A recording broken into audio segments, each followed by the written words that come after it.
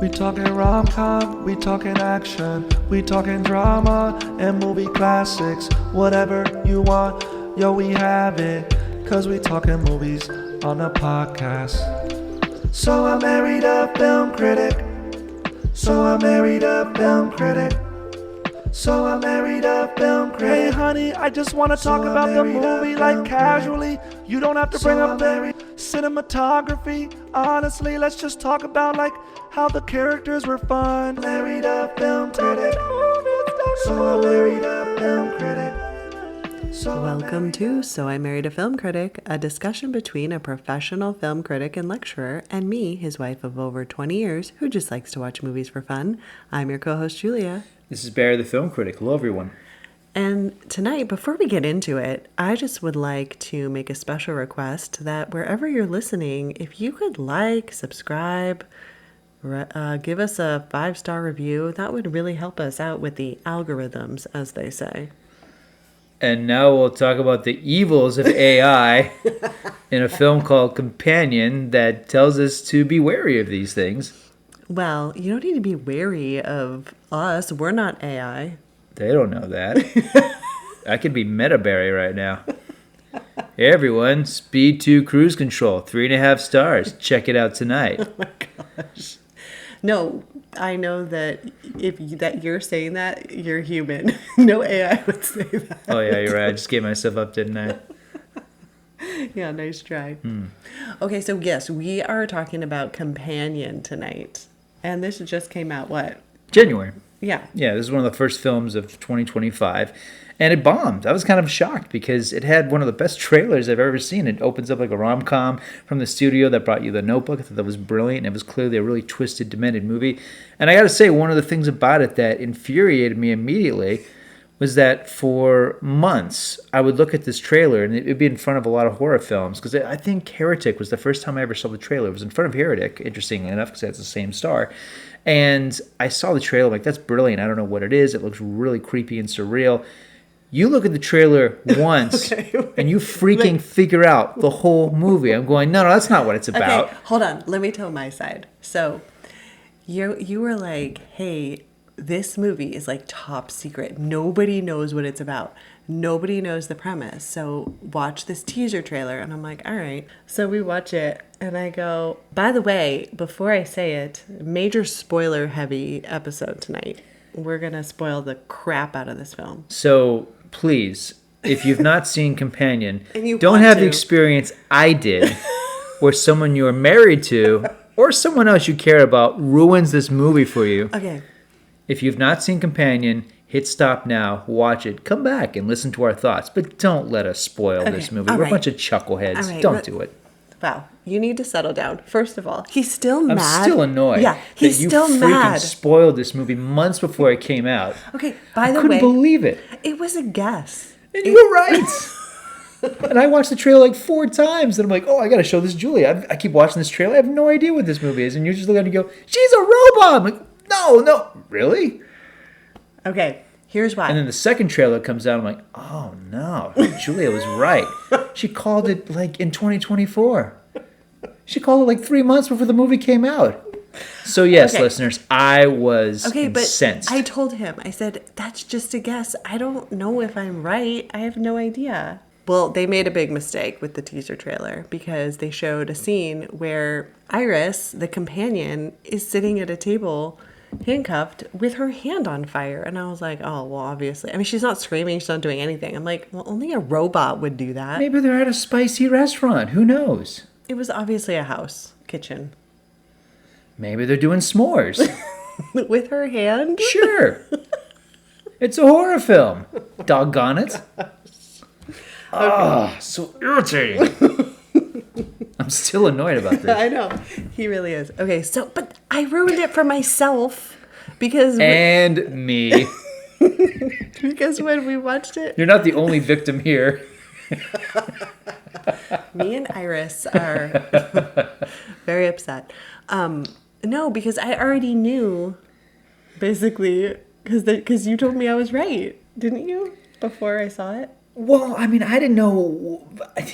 I didn't know. See, and then I see the thing opening night with a bunch of buddies, and 2 minutes in, I'm like, All right, Julia was right. Yeah, She called see, it back like before Thanksgiving. I know, but they basically tell you in the first, I don't know, 10 minutes. Yeah, something like that. Yeah, so you find out right away. So it's not okay. All right, anyways. Yeah, way to let yourself off the hook. Nice. Yeah, let's tell the nice people what this movie's about. All right, well, we open and Iris is shopping, and right away I was like, okay, this is not real, because she's shopping and it's kind of this like dreamlike glow on the screen.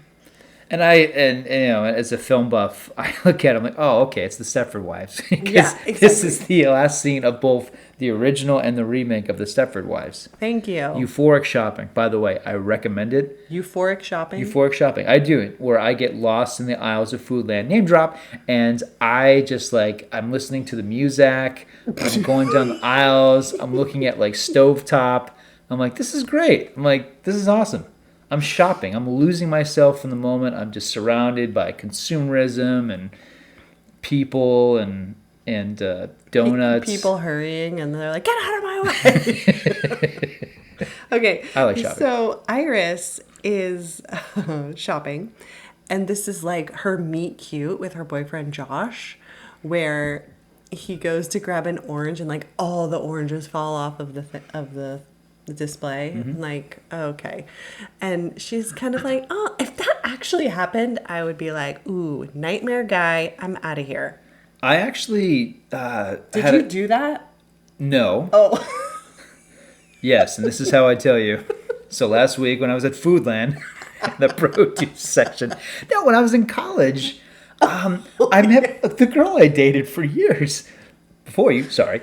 But like, yeah, I was in the library of our university, and I hear this loud noise, and I turn a corner, and this lovely young lady had knocked all these books off the shelf, and I'm like, are you the one making all that noise? That was the meet cute. Wait, did you guys date after that? Yes! Oh, okay. That's how I met her. Oh, okay. Yes. Just making sure. You thought this is just like a non sequitur story? But I don't remember. And then I never saw her again. Yeah, I don't remember all the meet cutes you've had throughout your life. Well, I haven't had a lot of like longtime girlfriends, but this is how that longtime girlfriend and I met. Yeah, the first one or the second one? The first one. Oh, okay. The one I dated for 2 years. Okay. Yes. I don't know. It could have been the second one. No, it was the first one. Okay. Yeah. Well, no, but didn't you, like, make a display topple over one time? I'm sure I did. That's I mean, where are you talking Was about? it like cans or was it something? Are you just trying to quote Speed? What are you doing right now? It's cans. It's just cans. I mean, come on. I well, let's see. Where would it have happened? I don't know. I worked at Domino's Pizza. I Did I thought- knock over some boxes? No, Maybe. no. I thought you had told a funny story about like paper towel rolls or something. I don't Paper know. towel rolls. I don't know. I wish I knew what story you were getting at. Apparently, it's a good one. No, I can't remember. It's fine. Okay, so you had a meet cute that was similar to this. Yes, it was very contrived. You could say it was right out of a rom-com. Okay. So this I is should have known it was not going to last. No. How do you know? Yeah, you should have known. Yeah, I should have been like, I hate these movies. I should have known this relationship was not going to go the distance if it starts like a scene from Must Love Dogs. Okay, so this is when Iris, I'm using air quotes, meets Josh Hey, how dare you? That's her name. for the first time. Played by Sophie Thatcher. No, I'm not using air quotes for her name. I'm putting meets Josh in air quotes. Oh, I thought you were. I'm like, how dare you, humanist? What are you talking about? Oh, yeah. Quote, Iris, unquote. 'Cause I'm she's- not even going to acknowledge her as a name. I'll acknowledge John Connor, but not the T-1000. Wow. Her name is Iris. Say it. Oh, we're never going to get through this movie. It's so funny. Coming in hot tonight. Oh, yeah. Okay, so then we see Irish and Irish.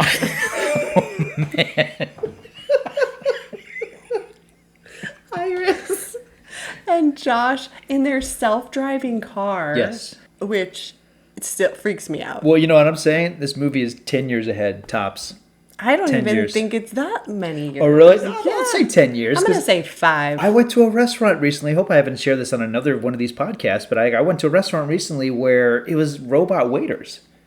I am And they look no. kind of like a cross between Johnny Five and the Killbots from Chopping Mall. You should see it if you haven't seen Chopping Mall, 1986, great film. But anyway, like it was at a sushi restaurant. I'm not going to say which one, but they're just like, enjoy your sauces, and they put it on your plate. I mean, it was very strange. Wow. But the restaurant, I mean, you couldn't even check out. I mean, like the place was run by robots. How did you pay? Your card. It's Like- a touch-free thing. Like on the robot? Yes. Like the robot comes up and you just like tap? Because it tap me now. Oh yes. It didn't read. Do it again. Oh. Stop it. Like, man, these robots are getting weird. Really weird. This one is like, look at Abby, standing next to my table, keeps wheeling in circles. Okay, well, I mean, that kind of goes along with this movie Yeah. because it's kind of like what we're talking about here. Iris and Josh are in their self-driving car and they get to a friend's house. And I don't know, Iris is like all nervous and she's like talking about their friend Kat and how Kat doesn't like her and why doesn't Kat like me and all this stuff. And so in the house, let's see, we have Kat and like this weird guy she's dating, Sergey. And then we have Eli and Patrick.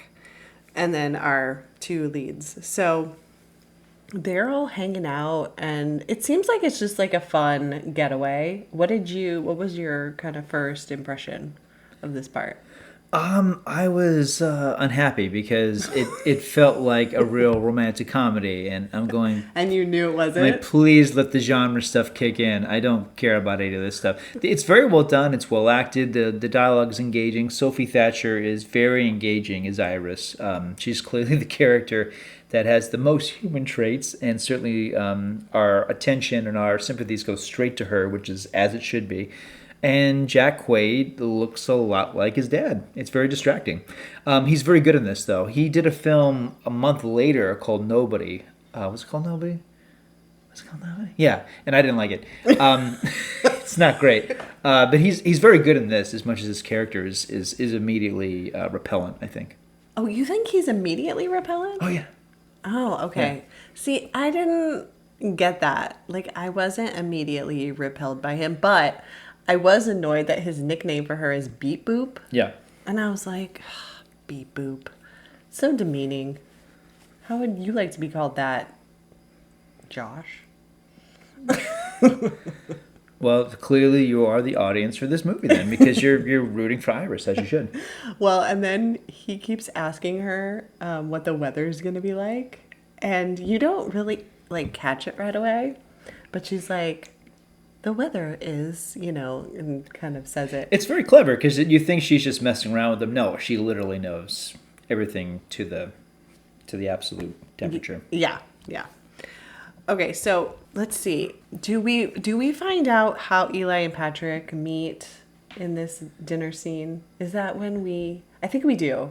Yeah. The flashback? Yeah. Well, they talk about it, but we don't see it till later, and it becomes like this running gag because we see it more than once. Okay. Yeah. So we see. Well, no, I think we do see it because. No, we don't see it immediately. Oh. Initially, it's just a story that he tells. Oh, okay. Yeah. Okay. So we see. Well, he's talking about how Patrick sees him, and it's like has the most beautiful face I've ever seen, and I mean, Patrick is like looks like a model. Mm-hmm. Yeah. And Eli, while he's a cutie. Yeah, it's Harvey Guillen from Yeah. What We Do in the Shadows. He plays Guillermo, and he steals every scene in this movie. He's so Yeah. good. He deserves his own movie. He's so funny. Yeah, he's really funny at this. But it's funny because Patrick is like super fit, just like model smile, and Eli is, he's like a little chubby and he's cute, but Patrick is like, he had the most beautiful face I'd ever seen. And I was like, oh, okay. So that's supposed to give us some kind of clue. But Really? yes, I think it is. There's someone for everyone. I mean, You think model types don't go for people who aren't also model types? If romantic comedies have taught us anything, that is not true. I think no. Didn't you see Shallow Hal? Don't you remember the lesson, the very important lesson of Shallow Hal? Didn't you see The Holiday, where it's a world where Jack Black has a shot at Kate Winslet? Yeah, I mean, he also has a shot at, Gwyneth Paltrow. Shannon Sossaman in that movie. He's not doing too bad. No, not at all. No, so. I like that we had to go all the way back to Shallow Hal and The Holiday. Some very early aught movies. Yeah, all right. Well, I just thought, it just made me go, I didn't automatically know what was going to happen, but I was just like, These are two good-looking guys. I buy it completely. You do? Absolutely. Yes. Really? Yes. okay. I didn't totally buy it. No, when Kate Winslet hooks up with Jack Black in The Holiday, I did not buy it for a second. I'm like, this is a freaking fantasy. Okay. All right. When they're in the music store together, he's like, driving Miss Daisy Sunshine, scuba-doo-doo-doo, skidoo. I'm like, oh, no, my God. And she's like, oh, you're so charming, Jack Black. All right, you're right. Eli is way more charming than Jack Black. He's crazy charming, yes. Yeah. As the kids say, he's got the riz. Oh, no. Oh, no. The kids have gotten to you. Oh, absolutely. Thank God, because I need to update all of my references. No, the words they say they don't mean anything. Sure they do. It's short from charisma. No, but they mean something, but they're silly. They're really silly. What in the flippity flab are you talking about? That's not what You need to keep your skibbity on the hibbity, all right? So what else happens in the story? Okay. All right. So then we kind of see that Sergei is a little bit on the creepy side. Yes, Sergei is. Yes. Yeah. Okay, so it's the next day, and let's see. Iris is gonna go down to the lake, and she goes down there, and everybody stays up in the house except for Sergei's down there, and he totally comes on to her, and then attempts to rape her, and then she kills him. Most of this stuff happens off camera, and unfortunately there's a flashback. I say unfortunately just because we don't need it. It's far more shocking when he begins to make clear that he has unrighteous intentions with her. Yes. And then you cut to her going back into the house, and she is soaked head to toe with blood. Yeah. We didn't need the whole thing of... Oh, right. Yeah. I agree. Yeah, because then you do see that she takes a knife. There's more than enough in this movie to earn its R rating. I don't think we need the specificity of the ugliness, but there it is. Yeah. It's there. But Sergei's like, yeah, Kat said it's fine, if I basically, whatever. Kat says it's fine? Okay. Yeah, I think Iris is right to think that Kat doesn't like her. Yeah. Yeah. So. But at this point, are you still questioning who is and isn't a robot? Well, no, I know she's a robot. I know Iris is. Yeah. I was kind of wondering because I really liked her. Oh, yeah. I mean, they do a very good job of making her likable. Which I guess is the point of artificial intelligence. But I mean, to talk about my favorite Spielberg film, the movie AI, Artificial Intelligence, I always found David, the character by Haley Joel Osment, and certainly Gigolo Joe, played by Jude Law. Which we did talk about. Yeah, I love that movie. I love those characters, but they're freaking creepy. You never question the artificiality of either of those characters. Mm-hmm. And in the case of Iris, it's the twist that she's actually a human surrounded by robots. I was kind of wondering if they were going to go full Rod Serling on us. Oh, that would have been interesting. But no. No, that's not. No, not at all. No, I would have guessed wrong if I thought that's what the movie was about from the trailer. Unlike my wife, who guessed correctly after watching one teaser trailer from a movie that wasn't opening for 4 months, and for 3 months I'm going, oh, well, I bet Julia's right, because she just looked at that thing for 14 seconds and figured it out. I'm going, look, guys, what's this movie about? It's a mystery. Nobody knows. Oh, gosh, I wonder what that movie is. And you're like, it's a robot. All right. Do we want to turn this into a counseling session? You mean this isn't a counseling session? This isn't an AI meta counseling session? I know I'm gonna get my AI companion on here to mediate. By the way, fun fact, as we've been talking about this, my phone more than once has detected me saying the word AI and like something keeps popping up. Oh. It keeps happening. I keep having to like, no, I want my notes for the movie companion. It's like, AI here. What are your questions about AI? Are you enjoying your AI? Do you need some more AI for your AI? Did you enjoy the film Companion? How does your future look? Scary. Okay, so we find out that Kat and Josh have set Iris up. Yes. They wanted her to murder Sergey because Sergey has like a safe in his house with $12 million that they are like, okay, we're going to just split this 50-50. But I don't know, I guess they didn't think that it was going to go so badly. Well, we'll see.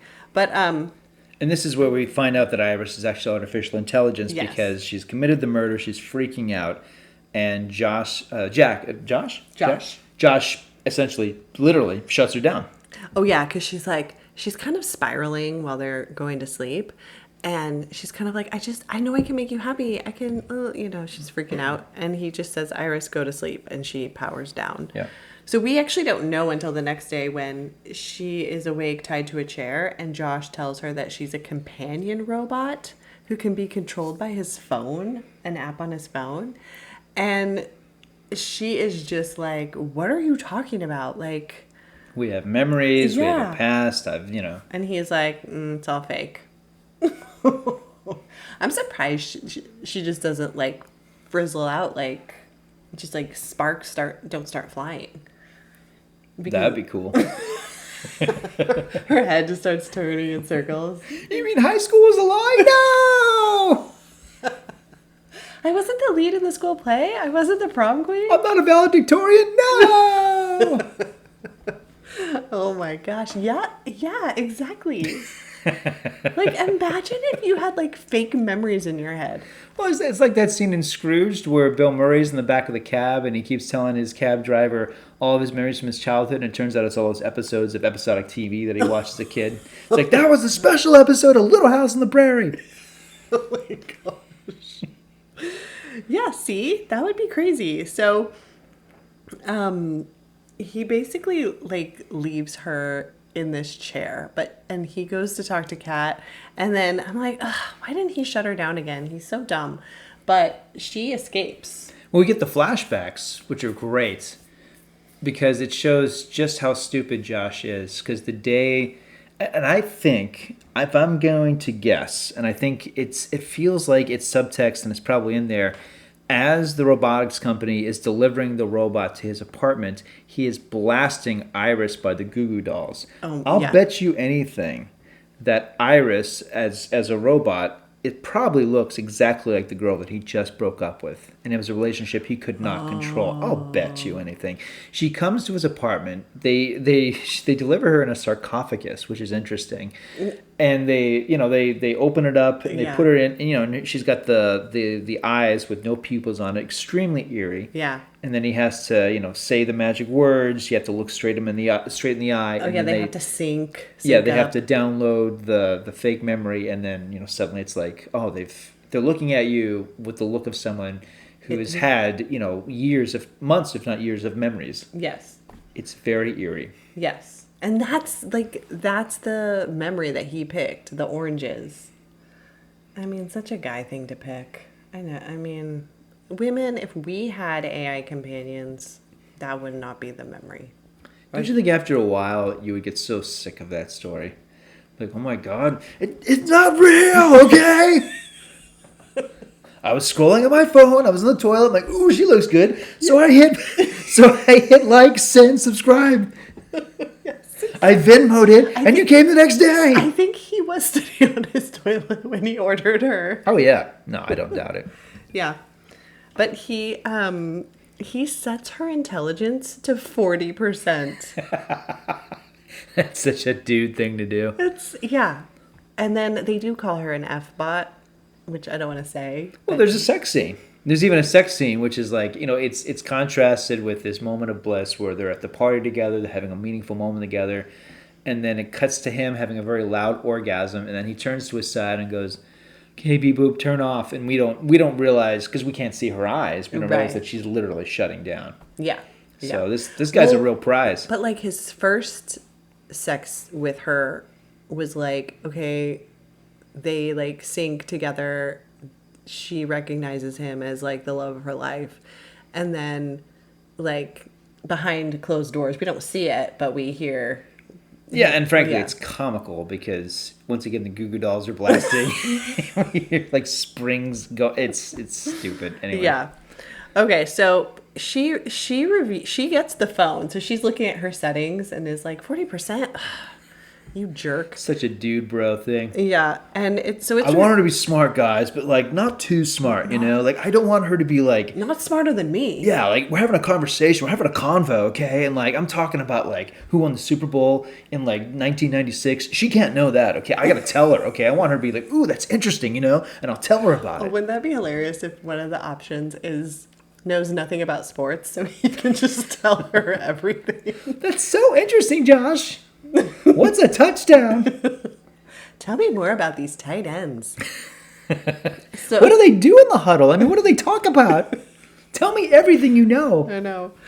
Okay, so Josh jailbreaks Iris, which is why he was able to mess with her settings, and he turned off her ability to do no harm, because the way that the companions are set up, they're not supposed to be violent or, you know, ever hurt anybody. Yeah. And so he somehow like got this, I don't know, virus thing, and he put a virus in Iris and messed her up. Do you think there's something allegorical about it? Yeah, probably. He gave her like a digital STD. He did. He really did. So Eli and Patrick, well, Eli is like, why are we even here? Like, why you planned this murder, and why did you invite us? And they're like, well, you're our witnesses that like she did it. And they take it pretty well, I must say. It's like, oh well, okay. Yeah, and they're just kind of like, fine, we want some of the money. So, which, I mean, if someone put me in that situation, I'd be like, you are paying up. You don't just invite me here so I can like corroborate your story and give me nothing. You're each getting $6 million? No way. So who am I in this story you're telling? Am I the robot lost in the woods trying to figure out, You become T2. hey, she had my settings at 30%. It says all I know is about movies. That's it. I don't know anything else. I don't know what day it is, but Terminator 2 came out in 1991. Why do I know that? I'm like, I just want to have a movie companion. That's all I want. Okay? The Wizard of Oz came out in 1939. I don't know anything else. I want someone to watch She's the Man with me, and I want him to like it. Amanda Bynes marathon? Okay. That's exciting. Yeah. I know nothing about math or English or anything. I don't even know how to open this door. But I love Amanda I'm Bynes. like, yay. I'm excited. Is it what a girl wants tonight, or She's the Man? Or is it that one where she's stuck on an island with a boy and it turns out it's a contrivance? What was that one called? Hold on, I will search for it. God, I can't remember what it was called. I don't Love Island? I don't know. I'm gonna look it up. Okay. You look that up. All right. I'm going to keep talking I'm about gonna go this. to real AI. Okay. No AI, don't stop it. That you're calling my name. Okay, so this is where we find out that Love wrecked. Love wrecked. Doggone it. All right, yeah. Well, Eli and Patrick are like, hey, we want to split this 4 ways. And they're like, sorry, Patrick doesn't count. And then they reveal that Patrick is a companion. And I was shocked. Were you shocked? Yes, because he's charming, and it's like, oh, that's interesting. That's like the characters who I like are all real. The characters who are monsters are all human. I'm like, well, this is interesting, because Wait, the characters you like are real? no, the characters. Sorry, Okay, the characters you like aren't real. you only set me at 30%, so of course I'm going to say stupid crap like this. This is your own fault, by the way. Okay, So hold yes, on. the- The characters I enjoy are artificial, whereas the actual characters I don't like so much. Good job. Hence Boop. the conundrum with Companion. Okay. God, I've seen all these Amanda Bynes movies. I'm looking at the list. Oh, See, God. are you questioning your existence? I'm now? kind of, what can I say to make myself short circuit and the sparks go flying? Oh, Sydney White, Easy A. I've seen all these. Oh God, Hairspray, Big Fat Liar. Okay, go ahead. Oh, right. Okay, so now we're there's a forest chase. Okay, so Iris, she's running through the forest. She's like, I gotta get out of here. I gotta get away from these freaks. And they're like, oh no, how are we gonna account for Sergei's murder if we don't have my AI companion? Yeah. You know. So they search in the forest for her. So at one point, Patrick admits he knows he's a robot, but loves Eli regardless. Yeah, I love this scene so much because it's the tricky aspect. It's really the most thought-provoking part of the whole thing because this movie is not Blade Runner. It's not AI. It's really not dealing with this. Terminator. It's not, well, I don't maybe Terminator. I don't think it's a particularly philosophical film because it's making it very accessible. It's funny. It's it's kind of a quasi slasher, but it's not. But this is interesting. It's this idea of if there's a machine that looks like a human and it tells you that it's in love with you, there is a part of us that can't resist this. If my dog said, I love you, Barry, I'd be like, although I already act like she does. She already does that. Okay, fine. There's a toaster that says, I love you. I'm like, No, you know what? that's I know scary. you're a toaster. No. I know you make toast. No. But you know what? I kind of love you too. Okay, no. It's because they No one look. makes toast like you. No one. It's because they look human. That's why it's compelling. But I think that toaster gets me in a way the microwave does not. Well, all right, but And I feel like that blender is trying to get between us. oh well, the blender's dangerous. Yeah, But definitely. this is when we see their meet cute. Yes. which is It's brilliant. really funny. And they do like cut back to it like multiple times with different characters because Patrick does at one point kind of like short circuit. It's one of the biggest laughs in the movie. Yeah. Yeah, to see this, to see it reprogrammed, to see it with a different actor. Yeah, it's yeah. great. It's- And it's really nice to have these scenes like cut in between like really intense.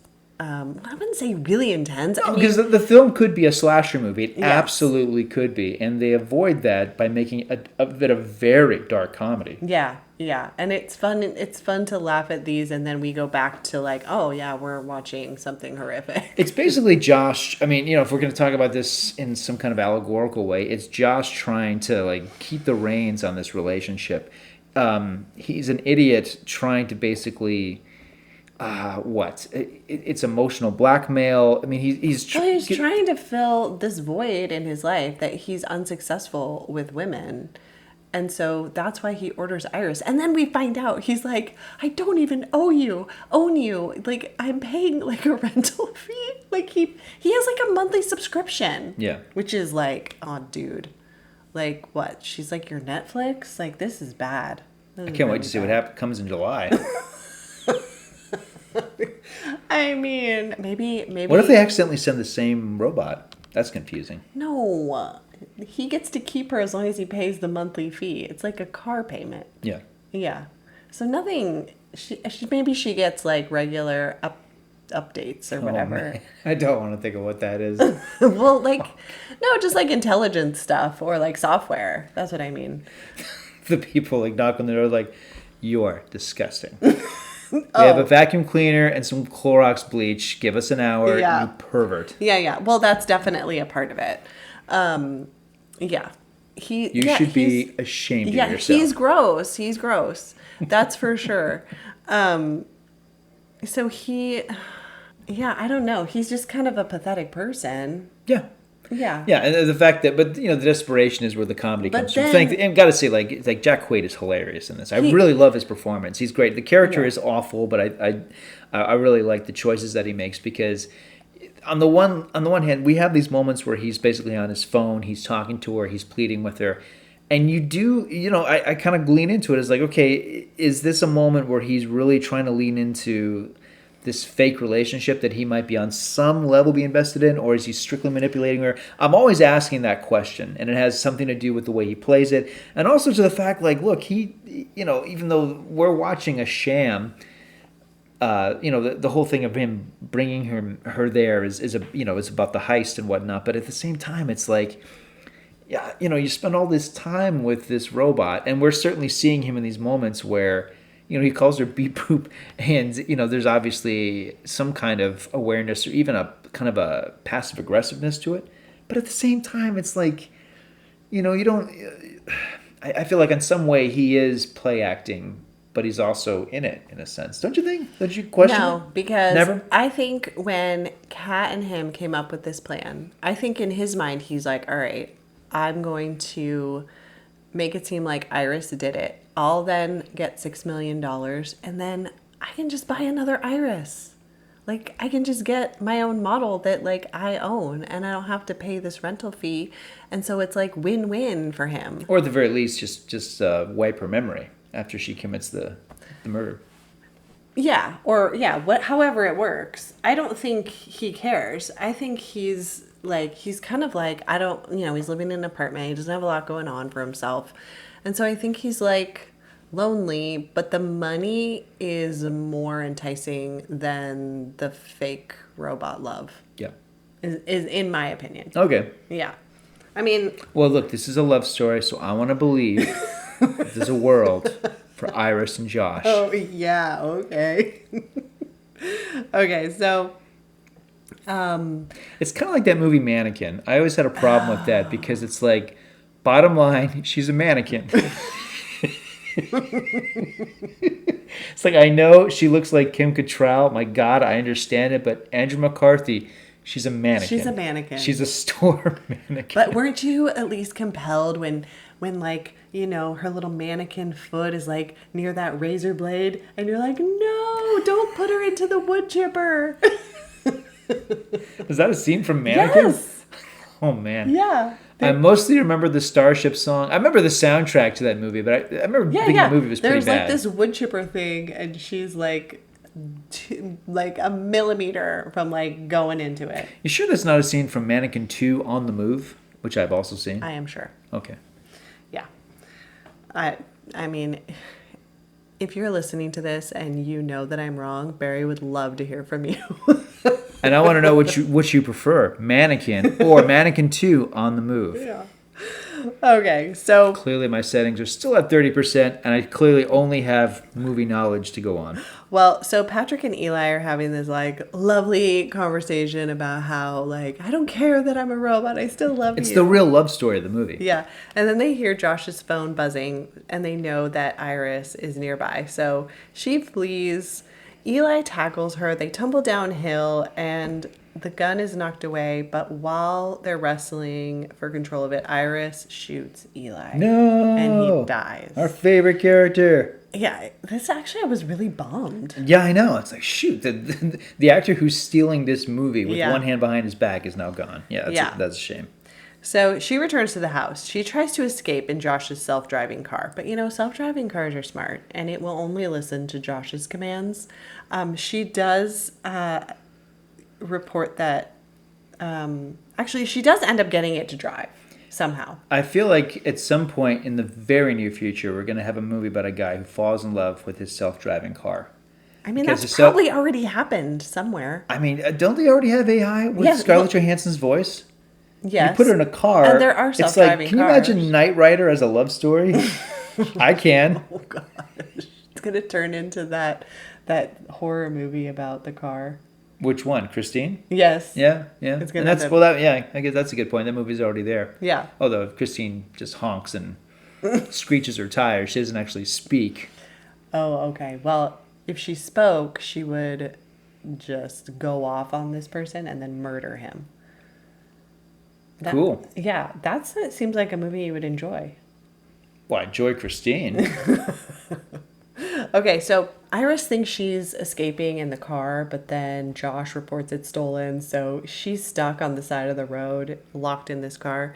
And Did you like all the scenarios? She's playing all the scenarios in her head of how she could get back in the house and all the ways she could get killed. I love that. yes, yes. It's like a montage of murder and whatnot. It's Yes. just fun because at this point her intelligence has been elevated. Oh, yeah, 'cause so she- she's able to know the angles that might be presented. Yeah, she bumps her intelligence up to 100% and her aggression up to 100%. There's a scene that creeps me out. It's in the trailer where it's from her back is towards us. She knocks on the door, opens it.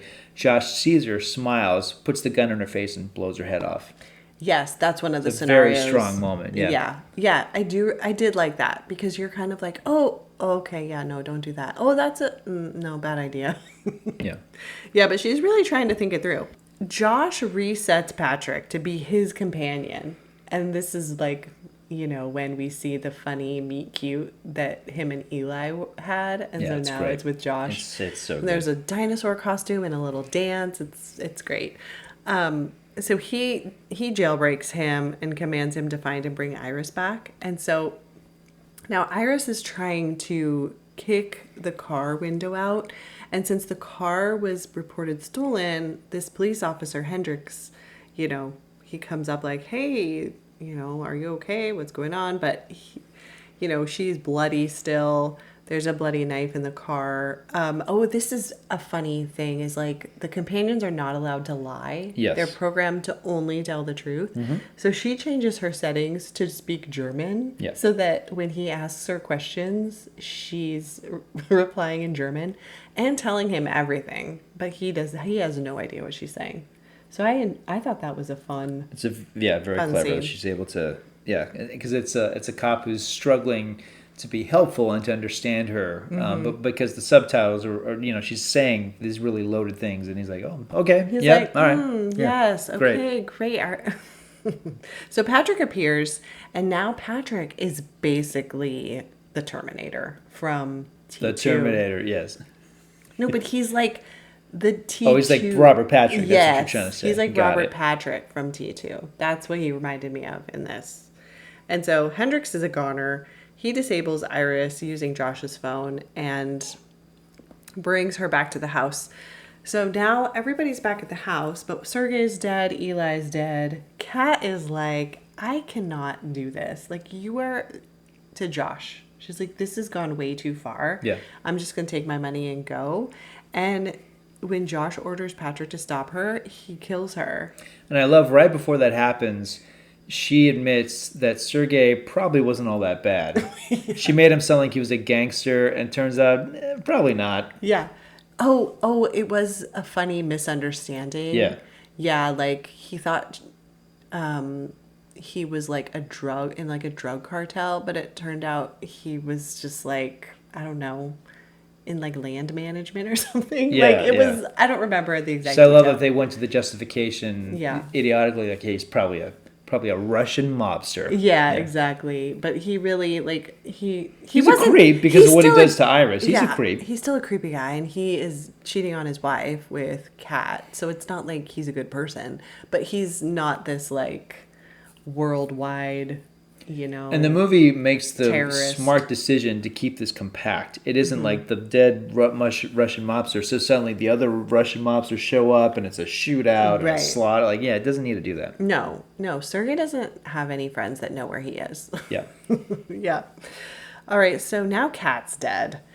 And this is where we get to the scene that gave it away in the trailer for me.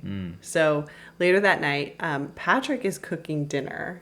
So because now both of Iris and Patrick are connected to Josh. So he's got like two companions now. And he's into it. Yes. He's like, oh, yeah, you can cook dinner, and Iris, you can just sit here, handcuffed to the chair. Okay, so Empathics is the company that makes all these companions.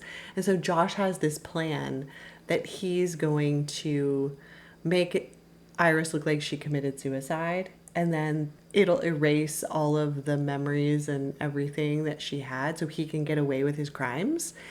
And so So initially he has her burn her hand, and we see the hand Yes. melt away, and it's like this robot hand. And then she eventually does he does, order her to shoot herself in the head, which she does.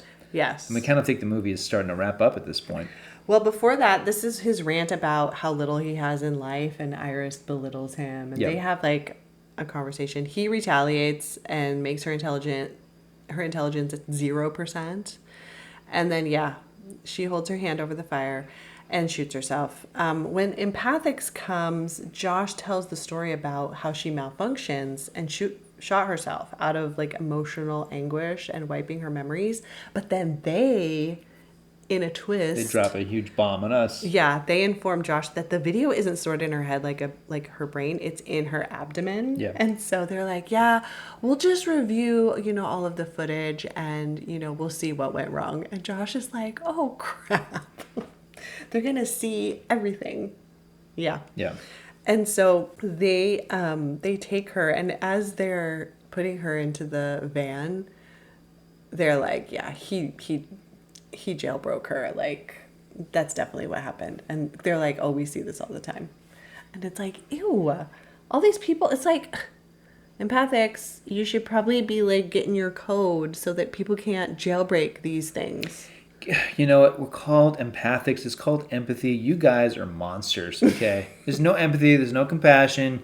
We make these beautiful robots, and you guys are just like playing with your G.I. Joes and ripping the heads off. Yeah. So gross. Yeah, and doing God knows what else, and then we have to clean up your messes. I mean, it's basically like, What do you think the turnaround at empathics is?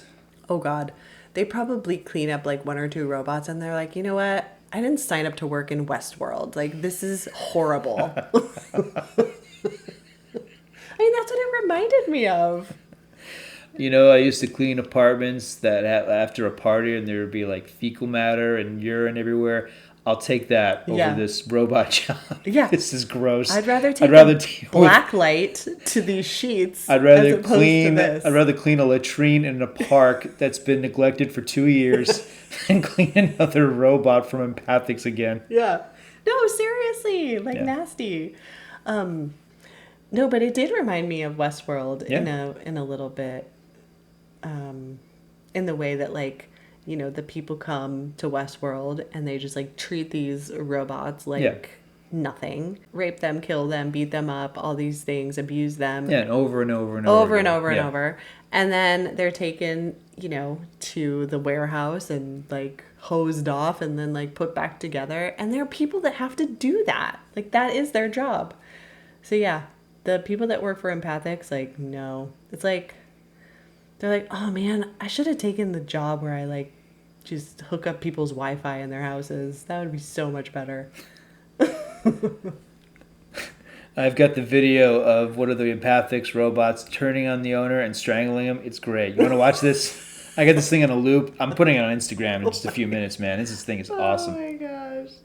Yeah, it's just, they probably have their own YouTube channel. If there's anything that'll make you just hate humankind, it's probably working at a company like this and just seeing how terrible people can be with their own personal robots. Yeah, well, this is why I think having companion robots is a really bad idea. I think once a person... But Jules, it's a provocative idea, because even when I was at that sushi restaurant, I'm like, F these robots. I was not thinking like, aw, how much are you going to tip you? Aw, Yeah, thanks for bringing me my sushi. Like, Exactly. Your humanity. Even in dropped. that setting, I'm like, this is crap. Yeah. I don't need this. Yes. I don't want this. Exactly. I'll take an incompetent human over a pristine robot any day. I know. Well, I'm not going to name drop it, but one of my favorite libraries is close by. If I go in there and all those wonderful librarians who are fantastic at their jobs, if they're replaced by robots, I'm not going in there anymore. No way. Sorry, guys. Hello, Barry. We know the Dewey Decimal System. What would you like to read? Screw that. Or they're like, based on your previous reading, we have checked out these books for you. Do you enjoy E.L. James' 50 Shades of Grey?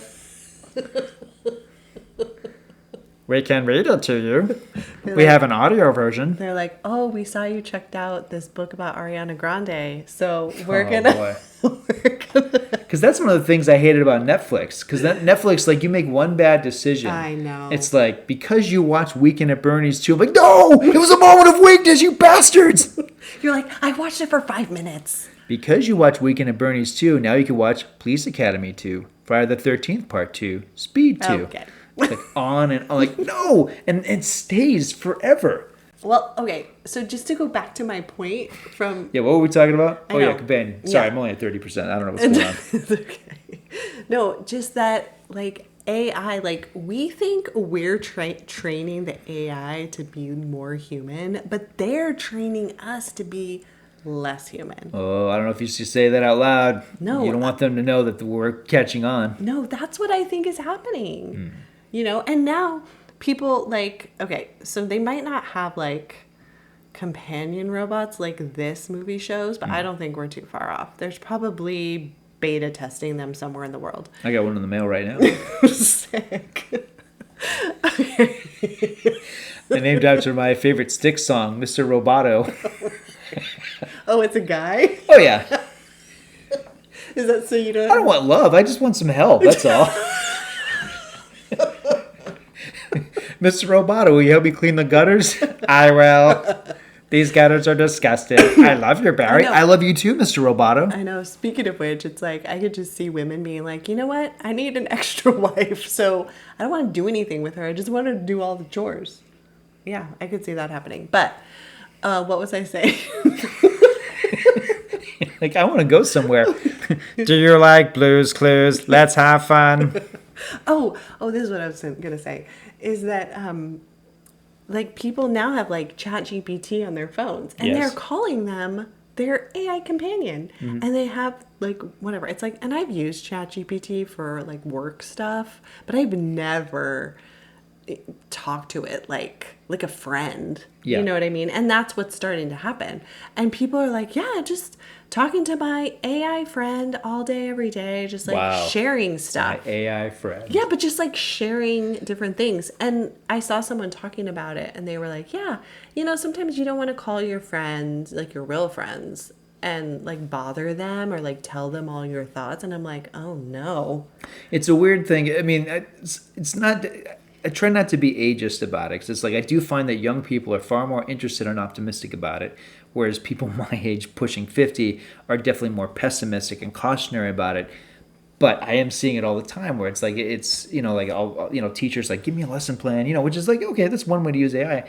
Versus a filmmaker recently reached out to me and said, I'm going to take off all pictures that I have of myself on Facebook because like some AI thing is going to use all those pictures and they're going to make some movie of me and it's going to be incriminating and I'm going to go to prison and you're going to be like, he did that crime because they took all my AI pictures and they made an AI movie. Wow. You think that, okay. I mean, but is that a possibility? That would be crazy. So yeah, but I do think this is a potential problem. Well, this is what James Cameron warned us about, which I think is so funny. Yes. That James Cameron stepped forward. He's like, I warned you. Didn't you see those movies I made? Didn't you learn anything from that? I know. If we didn't learn anything, we need to go back and just listen to Sarah Connor and go, Sarah Connor, you are right. We need to be careful. You morons, I even cast an Austrian in the main character so that you would listen very carefully to all of his dialogue. I know. All right. It's amazing that James Cameron is now like the doomsday we should warn. It's like everybody's going to a summer camp and like Jason Voorhees is like, I warned you guys. Okay, you shouldn't have come to camp. You did. You get what you paid for. Okay, it's all your fault. You brought this on yourself. Yeah, exactly. No, eventually, like our AI overlords are we will be overloaded, but their overlords are gonna they're just gonna control everything. It's gonna be like the final season of Westworld, or maybe season 3 was when we see it. It's like 3 and 4. Just say Skynet. Just say it. It is. It's Just say Skynet. We don't Okay. have to Westworld. Westworld is like at least But- that's fun. I know. It's an amusement park. Not season 3. Not when No. you go back, when you get out of the park and you see how this AI thing is just like this big supercomputer and it's like controlling everybody. It's a bummer. I can't like do side saddle with James Marsden anymore. No. Doggone it. Not if you're a billionaire person, yes, you can. So no, never mind. No. But if you're just like a normal, like one of the poors, like no. One of the pores? Is that from the Westworld? Is that what they call them? No. I think it was like an account on Instagram where this guy was just like, oh, we're just the one of the poors. It was really funny. But anyways. Yeah. Yeah. Anyways. All right. We're getting so close to the end here. Josh tells Patrick, you need to go kill those empathics guys because they are going to be on to me. And so he kills Sid, and then Teddy, the other guy, leaves. And before he can kill Teddy, Iris fully reboots and pleads for Patrick to spare him. So he kind of struggles to hold back due to like his aggression module being up to 100%, but she appeals to his humanity and reminds him of his love for Eli, and he is like overcome with so much despair that he just kills himself, and it's actually really sad. I thought that was like a very, very sad part because we kind of see like his like memories and stuff just like freaking out in his brain. Yeah. So then Teddy from Empathics is still alive. He grants Iris full control of herself, and then he's like out of there. Yeah. So Iris She's lucky to be alive at this yeah, point. exactly. And that's when he's like, you know what? I think I will go work for Comcast. So Iris returns to the house one last time, confronts Josh. They have a physical fight ends in Iris telling Josh to go to sleep, and then she takes an automatic corkscrew and puts it into his brain. Sucks his brains right out. Oh my god. It's cool. Because we see this corkscrew thing like a couple Earlier, times. yeah. Yeah. And then obviously she's like, I gotta use that right in your temple. So It's all about the sound effects. It makes like this sound of like guacamole being sucked out of Oh a my gosh. avocado. It's great. but it goes back to the first thing she said in the movie, that her two like best days of her life were the day she fell in love with Josh and the day she killed Josh. Mm-hmm. So let's talk about that epilogue. The end credits start playing and Oh wait, no. Oh, no, sorry. She Jumping too the far? next day she peels the skin off her arm, so now she has like And she does it while she's in the shower, which is right out of the movie Hardware. Oh. To reference a great Richard Stanley movie. But it also reminded me of like Terminator when Yeah, he like sure. opens up his arm. Oh yeah. So she basically has like a metal hand now. So she packs her clothes, she steals Sergei's money and takes his vintage Mustang and drives away. And then while she's on the road, she sees another man driving with a bot that looks exactly like her, and she waves and smiles, and the other bot sees her robotic hand and is kind of like, huh? Do we know it's a bot though, or is it just a hot chick with an older guy? Because it's like that's a California thing. I think the styling of the gal being in a little bit of a 50s style is what the movie is trying to say. Like, go back to... Maybe they're going to a like, theme party. Go back in time. Why does she have to be a robot? I don't know. That's just what one of the... I feel like this movie's being really judgy about creepy old dudes having younger women who are dressed like Flo the waitress from the 1950s, okay? I'm just saying. Okay. Well, it's an older man with a younger woman. So would we prefer that she's real or a robot? I don't know. Both are not great. I don't mind it as long as I don't work at Empathics and I don't have to be the one to service her after she's brought in for a tune-up. Gross. And that's the end of Companion. Okay, so what's during the credits, you said? No, we just described it because the end credits are playing and Okay. that's the fade out. Yeah. Oh, okay. Yeah. Sorry. Okay. So that is Companion. Yeah. Yeah, how many stars did you give it? 3.5 out of 4. I think it's pretty great. It's Okay, if I hadn't spoiled it for you, would it have been 4? No, because that was beside the point. Okay. That's a whole other issue of anger and resentment and despair. Yeah, that's a whole other thing for the therapist. But no, the movie itself is great. I really love the movie. I think it's one of the best films of the year. He's never gonna show me another teaser trailer. Never again. Ever, ever. Okay. I'll just keep my mouth shut. And then, oh, we did watch another movie that No, you won't. we're gonna talk about, and I sort of figured it out. Oh, that was irritating. Yeah. Doggone it. But Yeah. anyways, okay. I'm not showing you that Superman trailer. Be like, ooh, Superman and Lex Luthor, the same person. Like, how did you know? Ah, it doesn't open for 3 months. Ah. For 3 months. Okay, so any final thoughts about the movie? Because I feel like I'm kind of already, I don't know. I really liked the movie. I enjoyed it. I am very scared of AI. It's a very accessible movie about the topic. It's not Blade Runner. It's definitely not AI. And I mention those movies again and again because I love them so much. They're so good. There are better, deeper films about this topic, but this movie is twisting this idea of a relationship that is deeply troubled. Okay, but there could be deeper movies about this topic, but I feel like this is very accessible for young people. Sure. I mean, I think You young know? people will, definitely look to this movie, and certainly Megan. Yes. Although I Yeah. think Megan is more overtly a cautionary against this stuff. I don't know. Like, I was talking to somebody about this the other day because they were saying, like, how do you feel about this? Are you so scared about this? I said, you know what? I remember having math classes without a calculator. And then somewhere around my middle school years, everybody had a calculator in math class, and everyone's going, "Oh my God, that's terrible. That's a mistake. Like you should not have a calculator. It should all be mental." Oh, yeah. Da da da da. And I'm going. Remember when our parents were like, it's not like you're always going to have a calculator in your pocket. And now what do we all have? And my Calculator point in is, our pocket. like, it's an adjustment. It's not something to freak out about, And I feel like I don't want to be alarmist about everything about AI because because it's 2025 and we're not at this point yet. By 2035, if the movie Companion is feeling like an old-timey movie, then I would be like, oh, okay, yeah, they tried to warn us back in 2025. Okay. This is creepy. Because those stupid bots at that sushi restaurant, I mean, right now, like, okay, like, if this is where we're at, I'm not really worried about, like, meeting someone and going, oh, that's, she felt like, kind of cold to me. Like, oh, well, Barry, she hasn't been properly, she's still tuning up, like, she's only at 20%. I only set her at 20% because I'd wanted to dominate the conversation. I don't want her saying anything, I want to look like the smart guy in the relationship. You know what I mean? So it's 20%.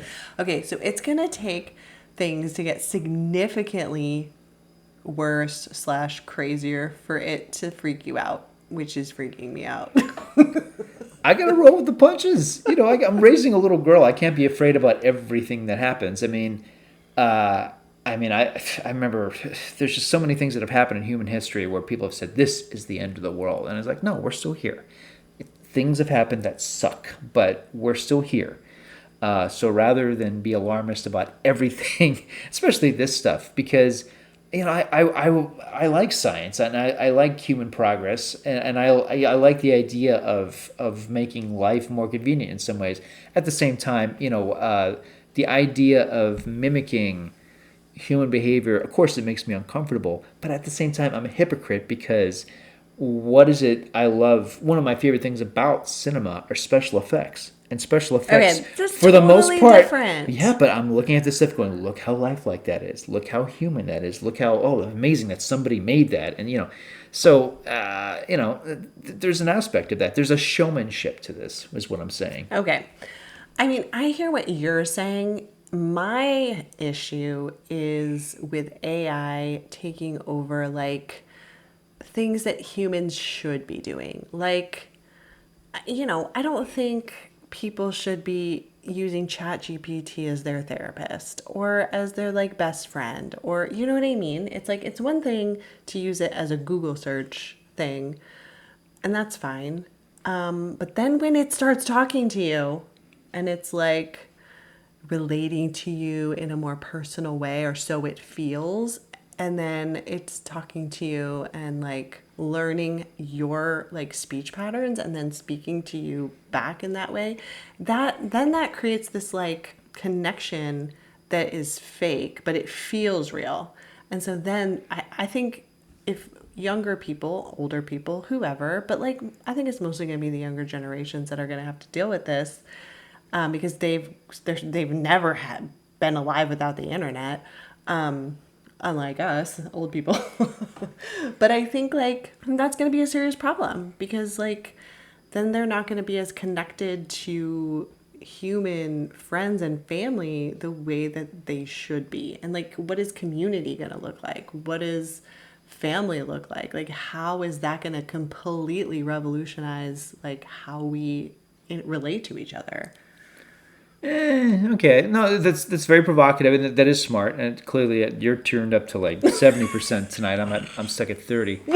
But I gotta say, no, I mean that's interesting. I mean, because on the but the thing is, respectfully, we were saying that stuff 30 years ago, and people using tech for therapeutic means. I mean, all the way back to when we were in college, and they had these things called chat rooms. It was already there. We're already at the point where people were using tech in a way. It's like, okay, this is my therapist, this is my doctor, this is my only friend. And now, if anything, it's elevated. My thing, whenever people ask me about like, okay, what the social experience, is it ever going away? Because for me, it's all about movie theaters. I'm always like clutching onto theaters. No, the brick and mortar movie theaters, they can't go away. But just the whole social experience in general. My thing has been about history. In history, we've always needed to be social. Always. Because in all, as far back as you can go, if there's a town, if there's a group of people, there's always a town square, there's always a dance, there's always meetings, there's always weddings.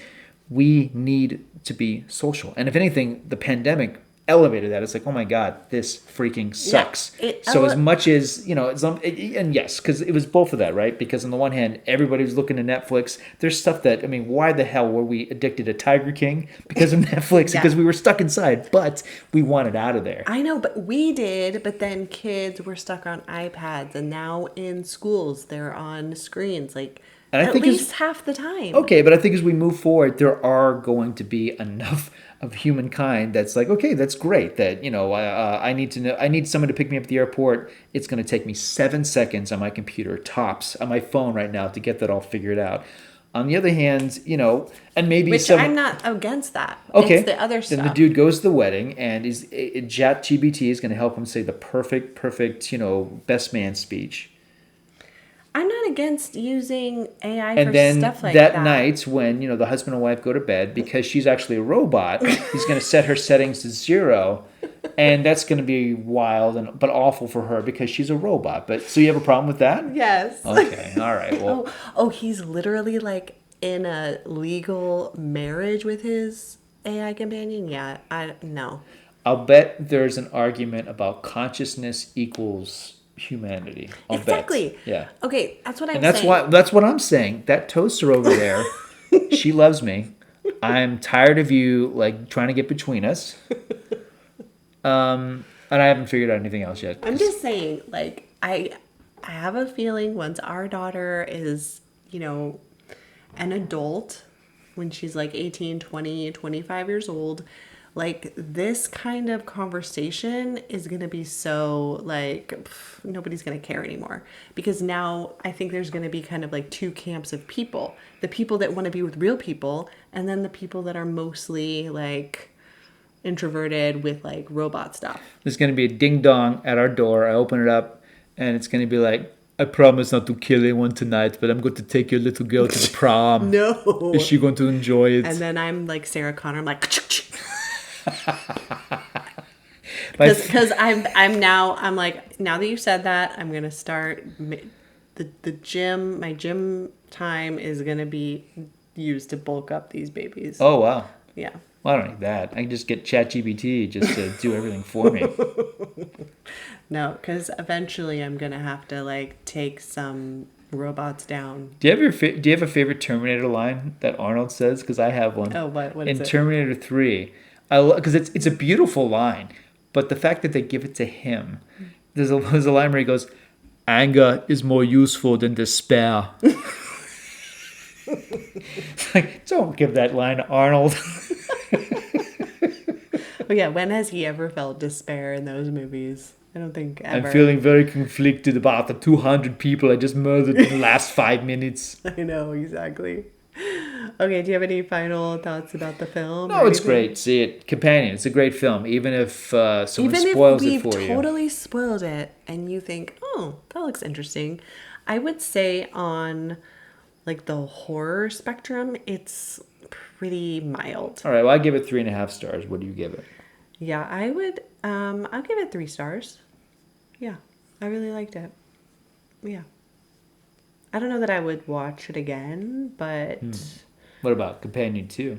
if they came out with a companion 2 where like Iris goes full like Terminator mode, I would be interested in seeing that. Where maybe she is gonna try and free all of the AI companions from like get them free from all the dude bros? empathics. Yeah, and she jailbreaks all of them, and then they just go on like a murder spree for all the like nasty dudes that ordered them. I kind of like that. That's cool. And it's like justice in the sense of like don't abuse women, real or fake. Like just stop doing that. How about that? Like knock at the door, like, they're here, the hookers are here. Oh, wait a second. Why they got those flamethrowers? No! Companion 2. Yeah. Yeah. Where they like, I mean, again, it's a little bit of a Westworld type of like revenge scenario. I hate dude bros. Any movie where dude bros suffer horribly. Well- That's one of the reasons I like slasher movies. It's Okay. usually dude bros. Anybody who's like abusing women, like major misogynist, like I don't care who murders them in a But movie. he named her after the most beautiful song the Goo Goo Dolls ever composed. That song was meant to be for Meg Ryan in City of Angels. Oh wow. We talked about that Yes, in a prior episode. We too. did. Yeah. We did. All right. Well, I think we did it. I think we did. All right. All right. Well, that concludes our discussion of Companion.